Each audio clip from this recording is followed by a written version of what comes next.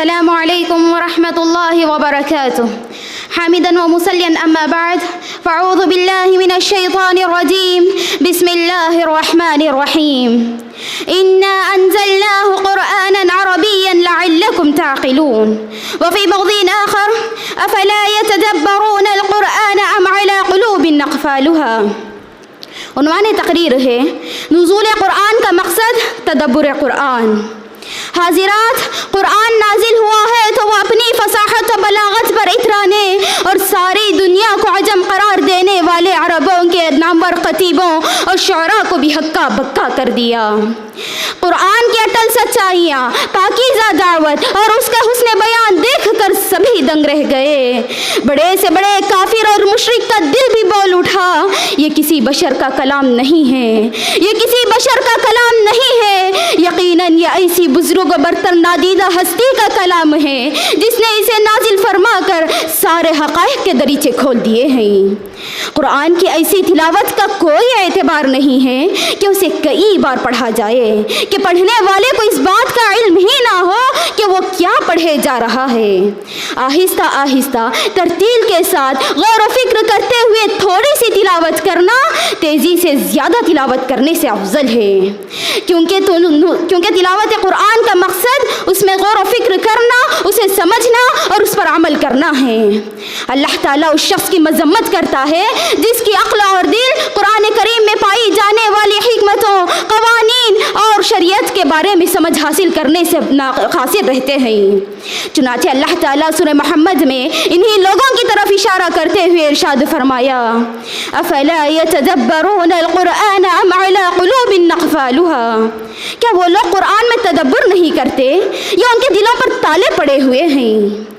حاضرات، قرآن کا اصل معجزہ دلوں کی تبدیلی ہے۔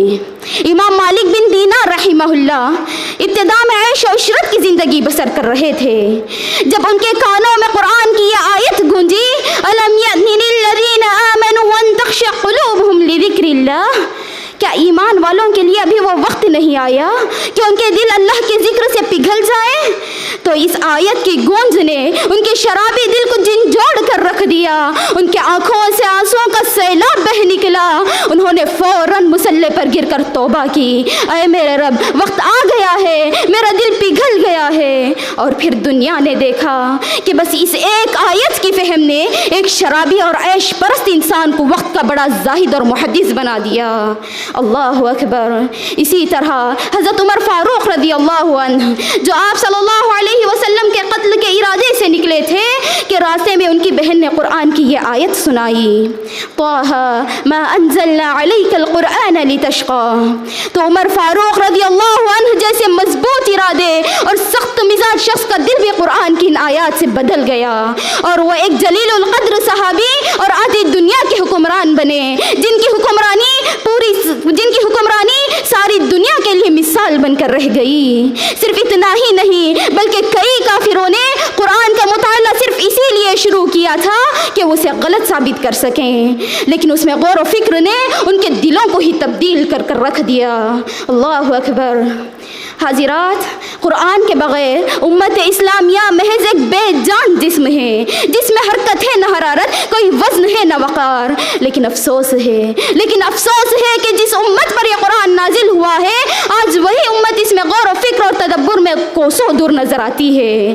آج مسلمان صرف تلاوت قرآن کو ہی اس کا نزول کا مقصد سمجھ بیٹھا ہے۔ قرآن کی سمجھ رکھنا یہ عصر حاضر کا تقاضا ہے، کیونکہ جس دین کے ہم ماننے والے ہیں اس دین کا علم رکھنا یہ اس دین کا تقاضا ہے۔ دعا ہے رب العالمین سے کہ اللہ تعالی ہمیں قرآن کو سمجھنے اور اسے اپنا دستور حیات بناتے ہوئے زندگی بسر کرنے کی توفیق عطا فرمائے۔ اللہم آمین۔ السلام علیکم ورحمۃ اللہ وبرکاتہ۔